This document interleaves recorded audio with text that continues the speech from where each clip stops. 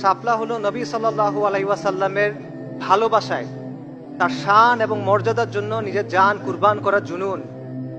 এটা হলো শাপলা। শাপলা হলো আল্লাহর জমিনে আল্লাহর দিন কায়েম করার তামান্না। শাপলা হলো তাওহীদের ভিত্তিতে সমাজ এবং সভ্যতা নির্মাণের সংকল্প।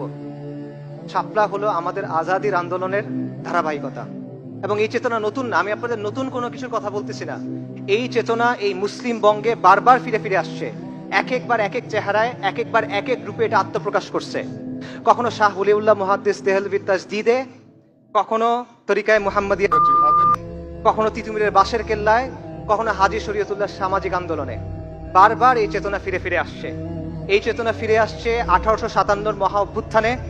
এই চেতনা ফিরে আসছে আকাবিরে দেওবন্দের আন্দোলনে, উলেমায়ে সাদিকপুরের জিহাদে। এই চেতনা চালিত করছে মাওলানা মওদুদীকে, এই চেতনা চালিত করছে মাওলানা ইসরার আহমেদকে, এই চেতনা চালিত করছে মাওলানা আব্দুর রহিমকে এবং তাদের প্রকল্পকে, এবং এই চেতনা আলোকিত করছে শাইখুল হাদিস মুফতি আমিনী, আল্লামা আহমেদ শফি, তাদের কাজকে রাহিমাহুমুল্লাহ।